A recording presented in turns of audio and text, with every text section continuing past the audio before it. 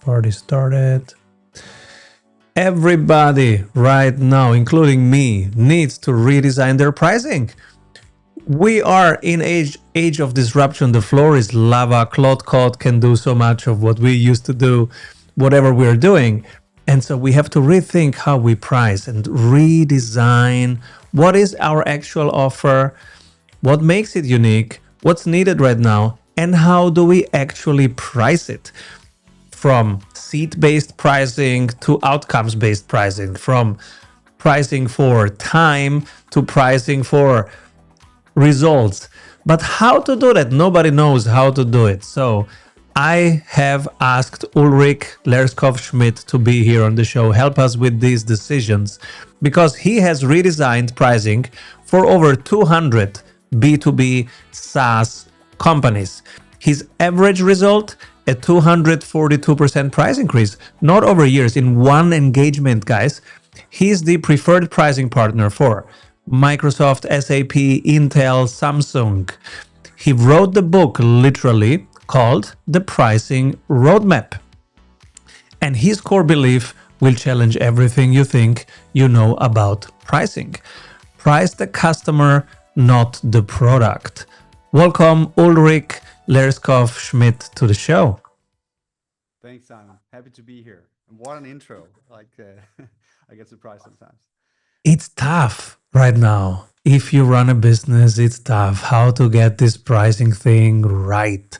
Some things they're not even needed anymore. Some things need to be priced in a different way. How do you tackle this whole thing? I don't think that fundamentally, I don't think anything is different now than it has been. There's always going to be a new technology that disrupts how value is delivered or perceived. So it's always the job of the entrepreneur to just figure out how to go about that, right? So I think that's just fundamentally the job that we have. So the idea is to sort of focus on, when I say pricing the customer and not the product, we have a tendency when we're building something or providing a service to sort of focus on, this is the effort I put in, this is what it does, this is what the product looks like, what do I want to charge for that, rather than looking at the context that it is being delivered in, like the way that it changes the lives of whoever is going to consume that product or service, and then say, hey, that actually has some worth. Let's focus on that and try to price that instead of the product. Because the other way would be I have a product, I put a price on it, let me push this. You say, no, no, no, no, guys. It's on the other side where the conversation starts. That's where like technically you have to put a price on your product, but the value is created with the customer, right? So you have to sort of figure out, okay, so that's sort of that's what it needs to sort of match, right? So it's like, hey, I'm going to charge 100, but the value isn't there. The customer's going to say no. You should charge 100, but the value is 1 million. You're going to be undercharging quite significantly, right? So the whole idea is to sort of refocus from looking at your own stuff to looking at sort of your customer stuff. And right now, many in our community say buyers are not buying anymore per seat because they think they just need 5 times less people on my software. And so they don't want to pay per seat, they want to pay per use. But I don't know yet how to get there. So there's going to be, I think if you fundamentally don't know how your product is being used, that's a problem, right? So if you just deliver a license to someone and then you don't know what happens, you don't know what kind of, let's say, use case it actually empowers, how customers use it, then that's the job. So the idea is for you to say, okay, so let's figure out how you're going to measure or articulate or quantify the actual value being created. And that can be anything from, well, how many times do your customers use your solution to do the thing that it does? How many units are they working on? How many API calls do they process? Whatever it is that your solution does, there are going to be some things that can be measured.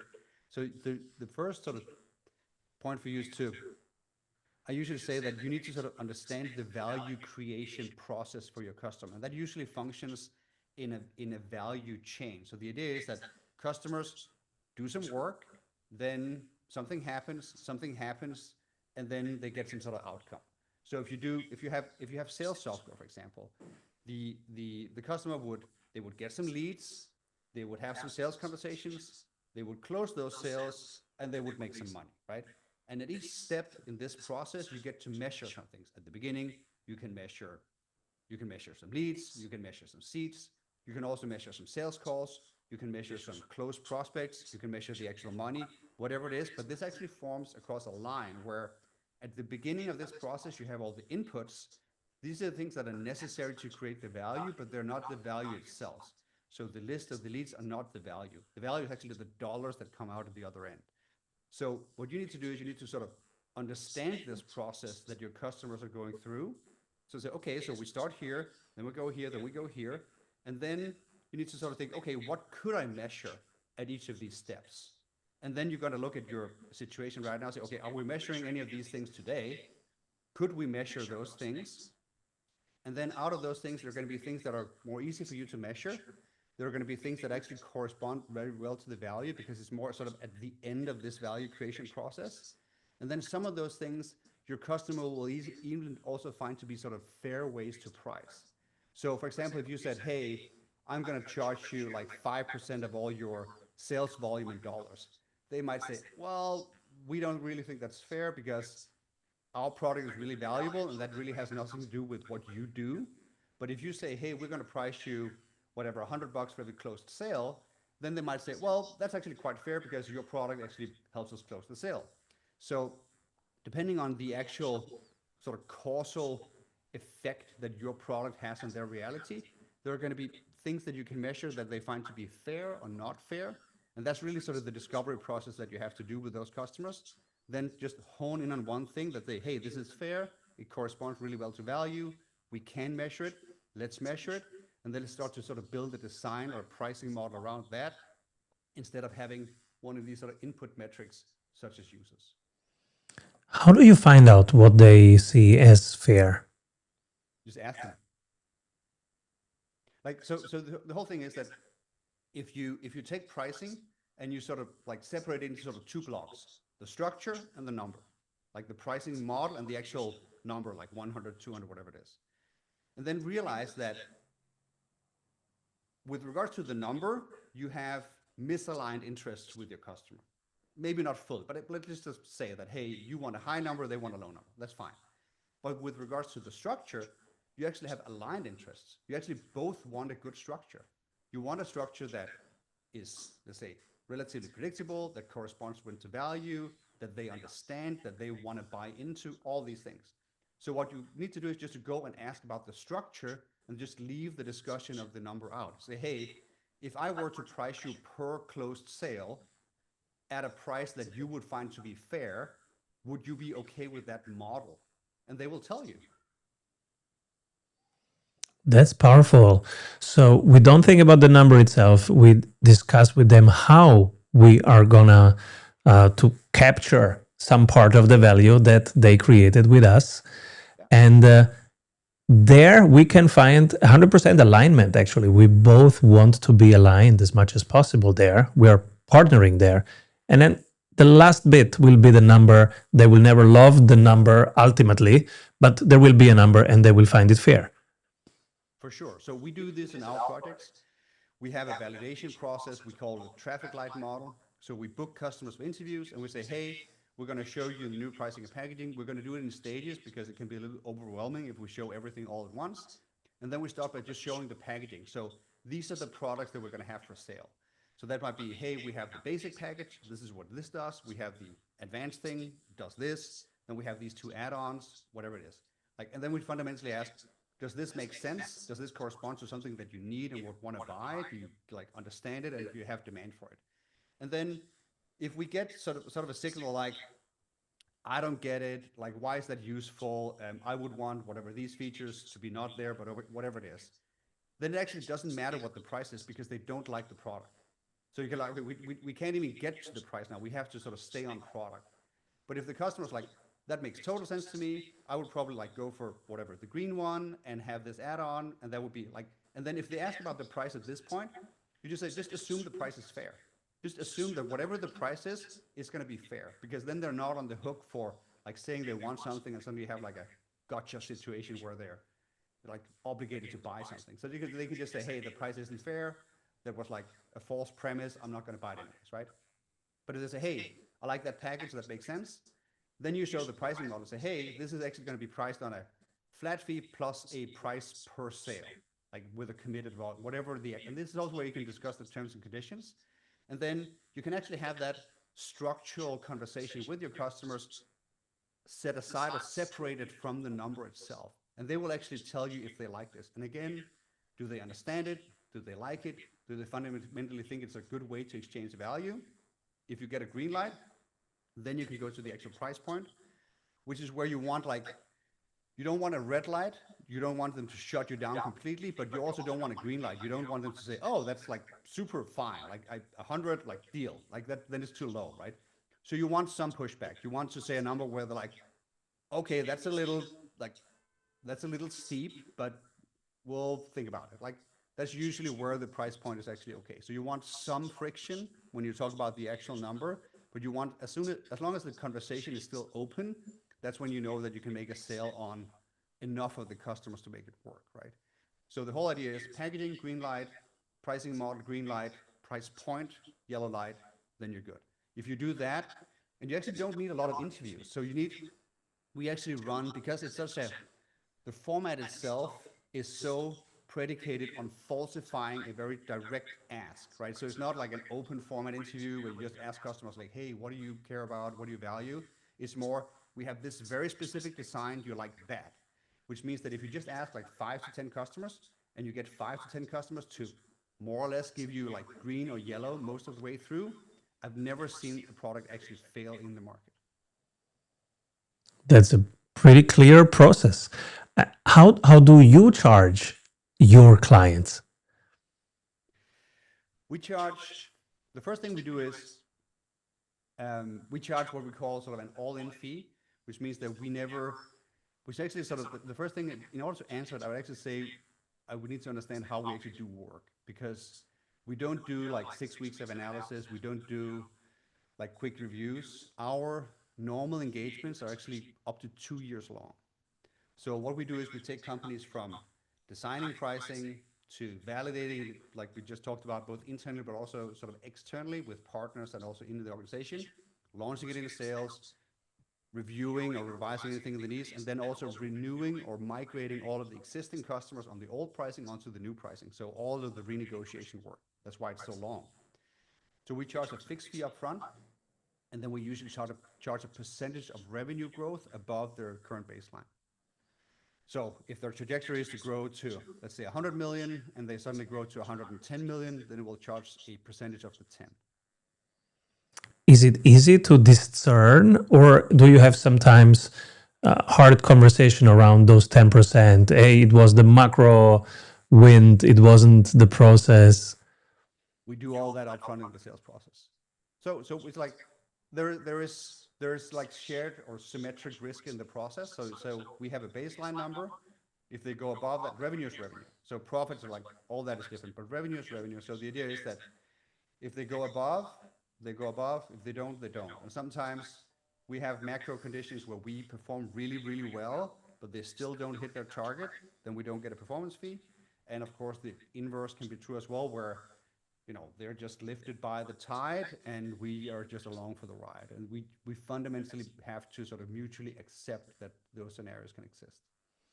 You say that 99% of SaaS companies are pricing the wrong way. What are the main mistakes you see? So there are a few. I think one of the main mistakes is to focus too much on the product and not actually on the outcomes or the jobs to be done that can be generated with the customer. So that's a pretty big one. That's sort of the packaging itself, where just we do a lot of work on packaging where we can actually really refocus on the value, which is also where you get to, let's say, direct a lot of sales resources that maybe before were talking a lot about features or technical aspects of the product. And now you actually get to talk about the outcome, which is sort of a real, it's a real sort of performance lift in most companies. The other thing that many fail at is that their pricing is too flat.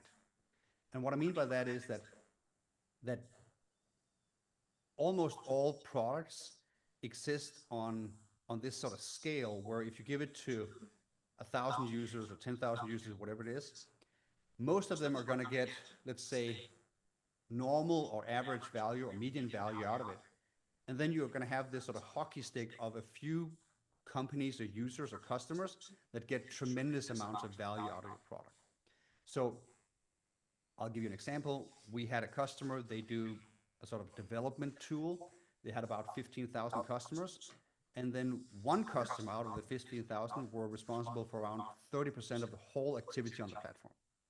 So you just have one customer that are just like using most of the API calls, doing most of the actions and so forth. This was like an enterprise customer, but they were still using a full third of the whole like infrastructure of the entire product. So what you'll see is that you have these sort of extreme use cases. And this is sort of true with every product that we see, where we say, okay, if we take 100% of the revenue and we sort of chunk it into, let's say you have 100 million revenue, and we say, okay, so which customers are responsible for like 25 million of that revenue, like the largest accounts? What we'll usually see is that that first quartile of revenue, maybe that's 10 customers, and then the fourth quartile, the smallest customers, might be 1,500 customers. So you'll see this extreme discrepancy where there's actually like this power law or hockey stick distribution, 80-20, between large and small customers. So what usually happens is that that value actually already exists in your user base, but most pricing actually does not capture it. And there can be a lot of reasons for that. One is, well, you actually don't have the pricing model to really capture it. The other can be you give too many discounts, especially on high volumes for enterprise customers. And then the third can be that you haven't really been able to really articulate through your product packaging really what an enterprise customer means, that they actually have to buy additional stuff, additional services. There can be a lot of incremental extra added costs with just handling a super client like that you actually can price, but you usually don't because you don't have the product or service architecture to even articulate that you're actually delivering extra value that you should be paid for. So what usually happens is that that that most of our clients, they realize that there is this sort of distribution of value, but they don't realize how extreme it actually is. So they make the pricing sort of too flat. They don't capture the spike of the hockey stick enough. Talking about discount, we get this question a lot. Should I even do discounts? How should I do discount? Should I have like elements ready when they ask for a discount to say yes if you buy more volume or if you pay earlier? What's your process on how to approach discounts? So there are kind of two answers to it. Or there's sort of part of a larger sort of answer. One is that separate between what I call sales discounts and structural discounts. So structural discounts are discounts that are sort of pre-built into the model. So it's only like, okay, so like buy one get one for free. It's like a structural discount. It's right there on the sign, right? That's like, okay, so I know what the price is. A sales discount is that you go up to the guy and say, hey, can you give me a better price? And then you negotiate something, right? So usually what you'll do is you have to work with structural discounts. So the pre-made discounts will say, hey, like at 100, the price is $1 a piece, but at 1,000, you get them for 80 cents. And then like the table just goes up. So you sort of tranche your pricing and it's very transparent and you can show it to the customer. If this structural discount is made well, you're not going to need sales discounts that much. And your large accounts are going to expect some volume discount on what it has. So it's just inevitable. And what happens is that if the structural discount does most of the heavy lifting, your pricing is going to be much more consistent and disciplined because the salespeople, like if I'm a salesperson and I have to discount, like the difference between discounting like 50 and 60% feels like that's just one sentence in a sales call. But if the structural discount has already like narrowed me in on what the price is, I can stand firm and then say, hey, I'm already giving you like 60% of the dollar. I can't take it down to like it's like 50. That's going to be too much. I can maybe give you like 58. So that means that sales discounts become just like much less important. So that's sort of the first step, is that you just need to have it in the model itself to have those discounts sort of pre-built so that your salespeople don't have to do it. Now, in the sales conversation, you then want to work with not just discounts, but with a larger structure of what are called concessions. So these are things that you can give your salespeople. Say, hey, like first you do this, like A, then you do B, then you do C. Like you offer it in this order. That's what you do. And overall, you have like imagine a grid where at the top of the list, like what kind of concession should you give first? You can give guarantees. You can give bonuses. Then you can give planned concessions, like another payment term, something like that, or another like faster on whatever it is. Like so things that are in the contract, but just like a different term rather than an actual different price. And then you can give actual monetary discounts, and then you can give unplanned concessions, which is like a rewrite of the contract, which is what I would least advise you to do, right? And then on the other axis of the metric, you have time. So you have one time, you have time limited, and you have permanent, right? So the worst thing you can do is to give a totally rewritten contract that is permanent with a customer. Mm-hmm. That's just going to be very difficult for you to handle, right? And what you can do, which is the most easy and cheapest for you, is to just give a guarantee. There's just one off, like, hey, we're going to onboard you in like 15 days. Well, we'll guarantee it. Great. So what you'll do is you'll just look at this like map of things that you can offer, and then you're going to find things that are going to work with your client base. So you might say, hey, I'm going to give you a guarantee that we have the onboarding, or we have this value at this time, or the onboarding is for free, whatever. You can come up with something, or this SLA will kick in. Or maybe I'll give a bonus, which is we're gonna like write the playbook for you, so you don't have to use our like templated customer success playbook. Whatever it is that is sort of added value for you, but it has to be actually valuable. And then you can give, of course, time limited discounts, such as, hey, the onboarding is for free, or the onboarding is half price, or the first year is 80% off, or whatever you might be, but it's not permanent, right? So the whole idea is that you want to give your salespeople something to give, so that the procurement or whoever is negotiating on the other end feels that they got something in negotiation, but without creating permanent damage or permanent cost to you. I love this. You reject the standard good, better, best pricing model that everyone copies. Why? And what replaces it? So the idea with good, better, best, I'm going to give you sort of a bit of sort of history on it. So the idea is that you have a product, and then not everybody wants all of the product, and so there was a sort of standardized statistical method of trying to figure out how to create packaging. And it sort of came out of usually like B2C type context. So imagine that you're Coca-Cola, and you have to sort of create different versions of Cokes that can be on the shelves of a supermarket. So you're going to have like the large, like, I mean, I'm going to use like European metrics, so like 2 liter thing. And you can have a 1 liter, maybe half a liter. So you have different sizes of the Cokes. And then you maybe have different sort of versions, like, hey, we're going to have like cherry Coke or regular. We're going to have like sugar free or with whatever it might be, right? Cans versus plastic bottles versus glass bottles. So all of these can be considered features. So the way that Coke actually did this, and other companies like them, was that, hey, like we can guess, but maybe we can also run some like statistical analysis of what customers actually prefer and how pricing fits into this. So in this way of thinking, they would just like survey customers with different variations of these kinds of features, and then essentially they would try to sort of create what they call utility scores, like quantified preferences for each of these. So okay, so customers prefer like this size on a like 0.7 to 1 versus sugar free is like less of a preference with this consumer segment, and so forth. And then they would essentially say, hey, we're going to use these sort of utility scores to create like the most valuable package by just adding up the sum value of all the features, and that becomes the best package. And then we're going to have like a less valuable one that is the better one, and then we have the good one is sort of the least valuable one. And this way you got to sort of, in a very like streamlined statistical scientific way, to sort of structure packaging and pricing as sort of a unified statistical concept. And this works for consumer goods with very well-known features. It works, and also you have very stable features. It does not work well with complex products that where it's not clear exactly what the features actually do. The features are changing over time because it's a software product, so it's not going to be the same in 3 or 6 months that it is today.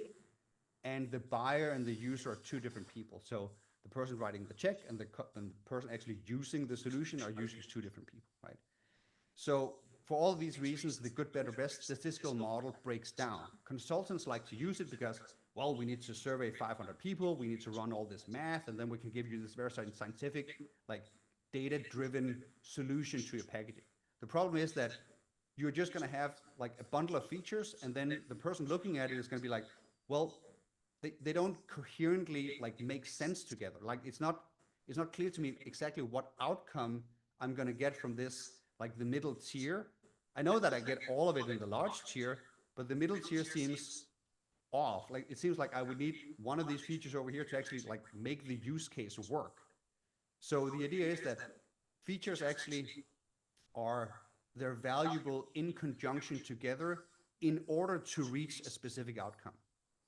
So the way we run packaging is that we actually focus on the outcomes themselves. We say, okay, so what are your customers trying to do with your product? And then there might be different stages of that. We the example I sometimes use, and I think I use it in my book also, is we ran like data analytics for a company that serviced airports. And then the first job for airports is to run maintenance. So that was sort of the first job. It's still sort of the same functional data analytics product. And then the second job they had was to run better operations, different from maintenance, but same fundamental product. And then the last thing they needed to do was to run like management and simulation of capacity for the airport. Same fundamental product, but different job. So what we actually did was say, okay, so we're going to have three different packages. We're going to have maintenance, then we're going to have operations, and then we're going to have management. And then what we do is we're going to say, okay, so what features do we then need to run maintenance? And then whatever features are necessary there, we just put them into that package. And then whatever features are necessary for running operations, we put them into that, and so on. So this is an outcome-based or jobs to be done based packaging, which also means that it's more robust over time, because when you come up with your product team come up with a new feature tomorrow, you basically look at your package and say, well, what does it help the customer to do? And if this new feature helps them do maintenance better, it goes into that package. If it does management better, it goes into that package. So it's already it's a predetermined. And only if your product team actually comes up with a fundamentally new outcome for customers, say, hey, we're going to run payments, whatever. Like this is totally new, but we have an idea why it's going to work. They're like, okay, that's a new package because it doesn't fit in any of the existing outcomes that we deliver to our customers. So the idea is that with this outcome-based packaging, not only is it easier for you to actually sort the features and run your roadmap, but actually also, if you think about it, it corresponds much better to a customer budget because customers are already trying to do maintenance and they have a budget for it. They have like people that are responsible for it. They know what the unit economics are around maintenance. So that means that if you're going to sell them maintenance, they're like, yeah, we care about that. We have KPIs. We are actually spending money already. So we'll buy more of that. And that's the pay, as opposed to buying good data analytics, right? Even So better, call it the way they call their budget, right? Then it's seamless. this solution I'm talking about is live in 800 airports in the world, and we're calling it maintenance operations management. So yeah, it's sometimes it's just calling it what the outcome is, and people are like, oh yeah, I want that, right? So doesn't need.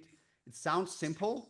It's actually the process actually is to get the salespeople and the product people in the organization to agree on what they're selling. It sounds a little bit simple, but it's actually like sometimes harder than you think is to say, because salespeople have a certain idea about what the value is. Product people have similar but slightly different versions. And just to be really, really well aligned and spending some time like this is the exact value that we are going to deliver with the product and also the story we're going to tell to the market. And then when we go to customers, that's what the validation is. They agree with us and say, hey, yeah, this is exactly how we see it too. Then you have alignment. That's essentially what product market fit is.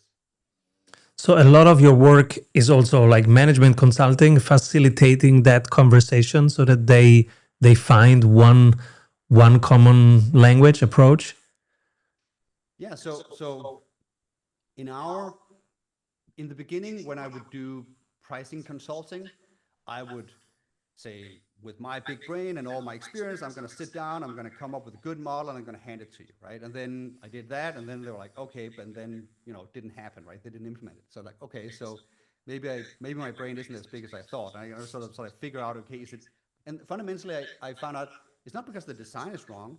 It's just because we actually need a process inside the organization to align on why this is the model that we want to go with, right? So we actually sort of shifted the approach to a much more sort of involved design process where the whole idea is that we actually take an organization and say, okay, so what are all the current issues, friction points, goals, objectives, discussions, ideas you have right now, and then we'll figure out what the goal is, but then we'll consolidate all these things into one design that's not going to be perfect, but it's going to be the best trade-off between all the different sort of aspects and discussions we have, and we can get everybody to commit to it.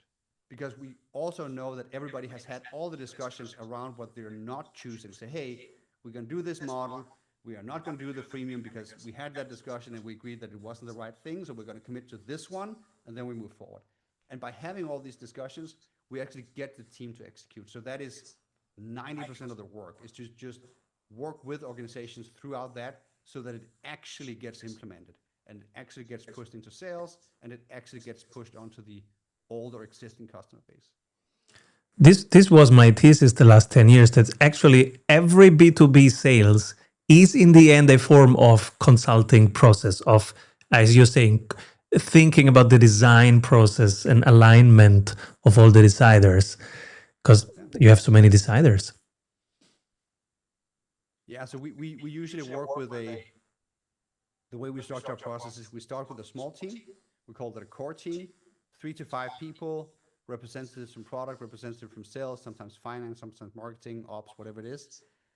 We come up with the design, we work, and then that group has to have insight, but also decision power, so that they're not suddenly second guessed or has to go through sort of a big approval process with C-level or board or whatever it is. And then once that group decides, like, hey, this is the best thing we could come up with, that's when we then in the validation process, like takes it broader into the organization. Now ask everybody, say, hey, this is the outline, this is the sketch, this is the direction that we're going in. Tell me why it's not going to work. Rather than tell me all the ideas you have, because that's really when the velocity goes out of the process. If you try to run a big democratic, like organization-wide conversation, it's too slow. So you need to take like 5 smart people in a room, a couple of weeks, cook all the numbers, have all the discussions, come up with one thing, and then say, hey, not perfect, but it's the best we have. Tell me why it's not going to work. And if we don't have any like clear answers, then it's going to work, and then we move forward. One thing I continuously think about is the impact that AI will have on pricing and on pricing power.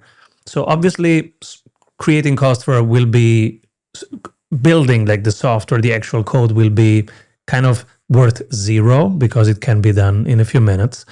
But that wasn't the value anyways. The value was some form of job to be done in the first place.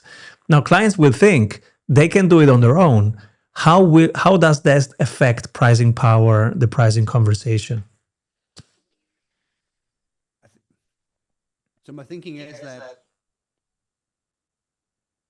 do companies really want to insource and have those big development organizations where we suddenly do all of the software ourselves? Like, I don't know how many pieces of software you subscribe to, but we in our relatively small organization, we have, I don't know, several dozens of subscriptions to different things.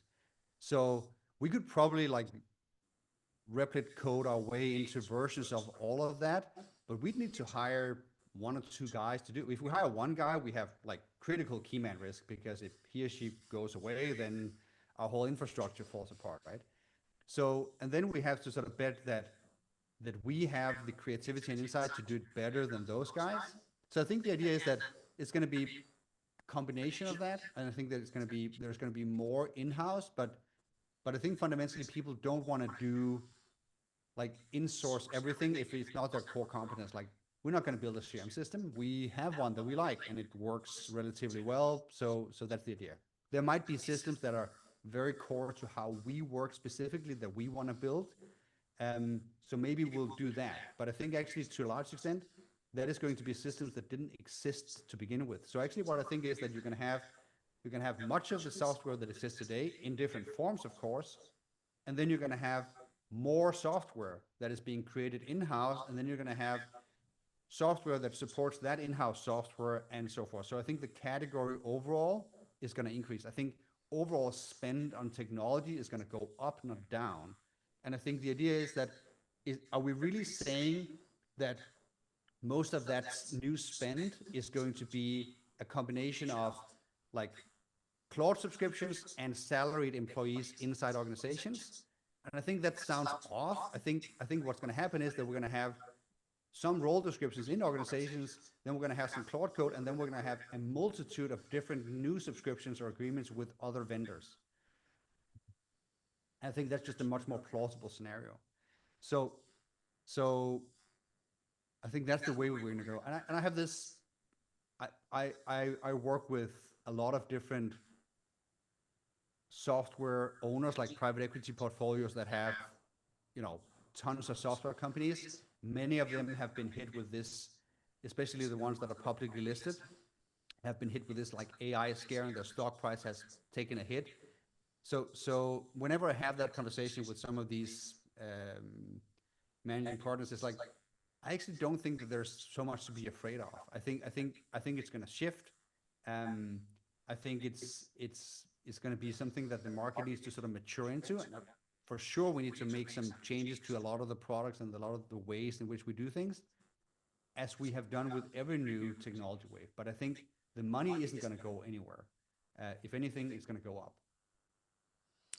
Your book, The Pricing Roadmap, How to Design B2B SaaS Pricing Models That Your Customers Will Love, is quite loved on Amazon. It has 167 reviews at 4.7. So people love your book. Still, you're saying you might revise it moving forward. What will be the revision? So a few things. So I think there is fundamentally a lot to be said about. So I wrote it came out 3 years ago, almost to the day. I wrote it about 4 or 5 years ago. I think there's been a lot with AI and cost and so forth that needs to change.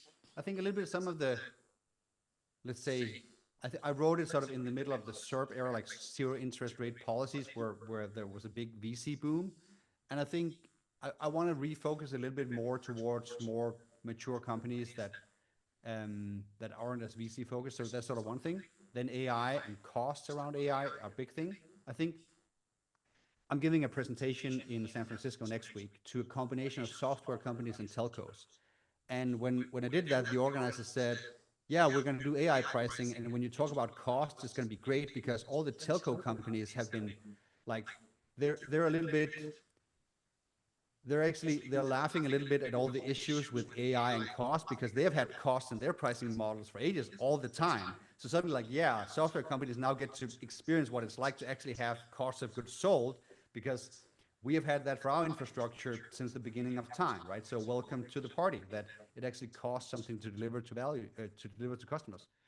So so this sort of hockey stick that I talked about earlier, where, well, value is extremely unevenly divided between customers, right? So what happened in traditional software, where your costs to deliver were the same. So if you deliver Microsoft Word to whatever, a billion customers, right? Then if you deliver it to me, it's going to cost the same as if you delivered to, let's say, J.K. Rowling.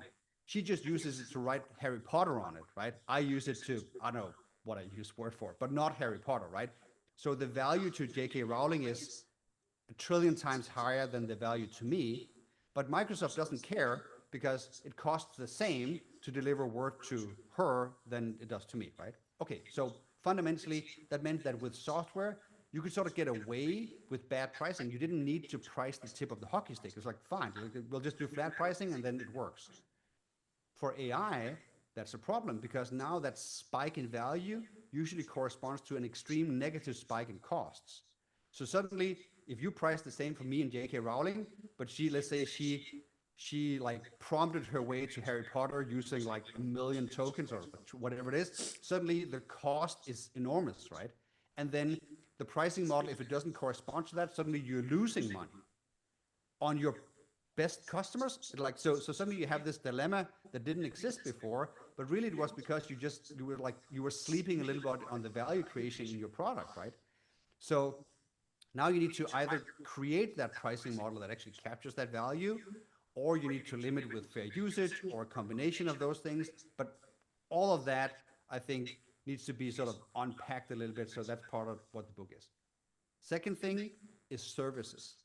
Services are, I think, an enormously valuable part of of software, of selling software, of getting especially into enterprise accounts. And I didn't touch on it that much in the first book. I since developed a lot of thinking around services and how they interact with or supplement the software sale, which I think also needs a little bit of page space. Let's double click into that because many listening have service based business, professional services, IT services, consulting services, advisory services. Mm-hmm. They're in a pickle too right now because much of what they used to create value now can be done by cloud code. Yeah. Some things not. How do you advise them to change their pricing? So actually, sort of, you need to sort of separate a bit, because if the outcome, if the actual value you do suddenly can be done by someone else, like, you need to change that problem, right? So your pricing isn't going to help you if the customer just doesn't need you anymore, right? So then you just need to shift. And there are services today that didn't exist 50 years ago, and there were services 50 years ago that don't exist today because we automated it, right? So we don't have a lot of mates anymore in the Western world because we have machines and we have, like, and so forth, right? So I think that's just, you need to sort of figure out that the value is still there.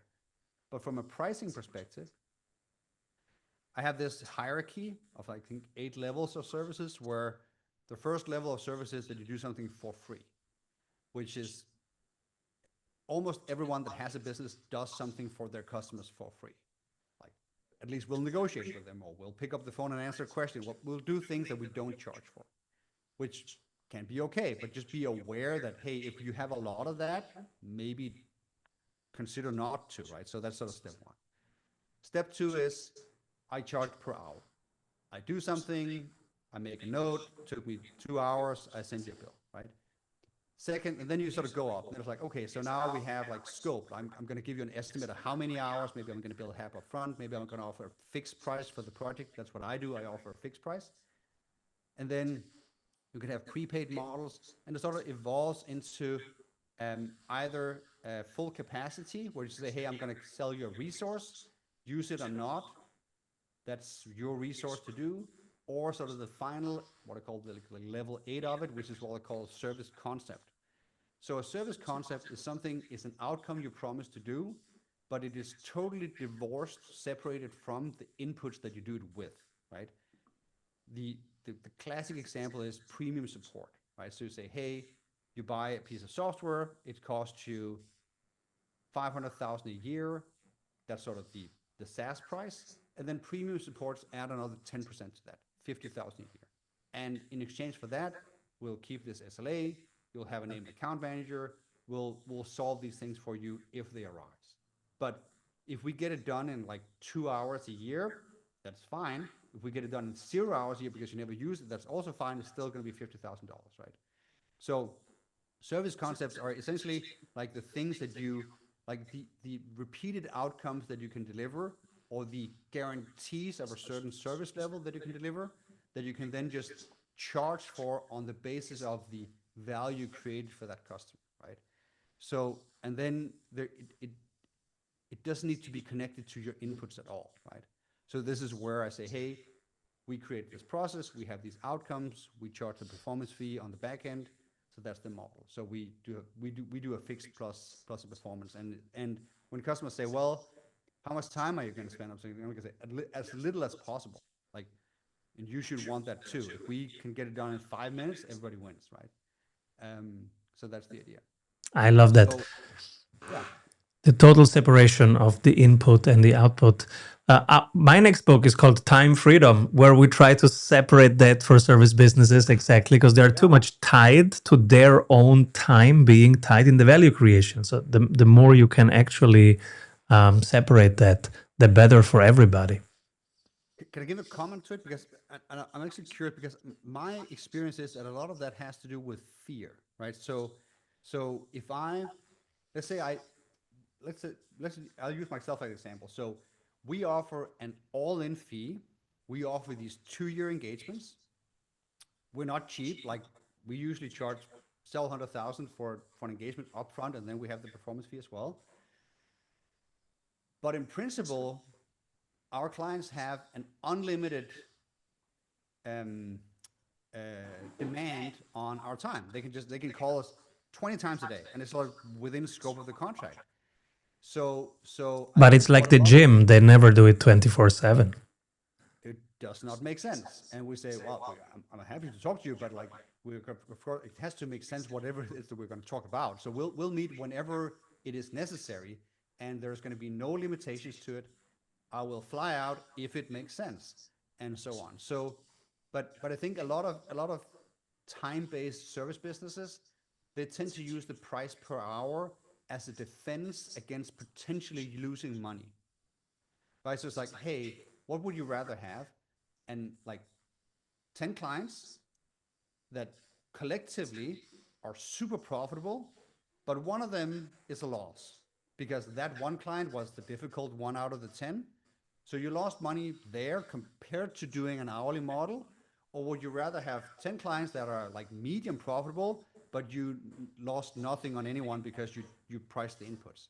And I think a lot of people actually choose that second model when they should choose the first. So the whole idea is to say, if you have like a service concept and you charge based on the value provided, you just have to accept that some customers are going to be more difficult than others and require more work, and that's okay. And that's basically sort of part of what doing your business is about, is just to say, hey, we're going to serve everyone, or we're going to say no to business. That's also okay. But if we say yes, then we're also going to accept the fact that some outcomes are harder to deliver than others. And that's just how it is, right? Is But it in fear of that, taking success? on that risk, you get paid. Do you think it's an unconscious fear of success? I think yes and no. I think the fear of failure is there.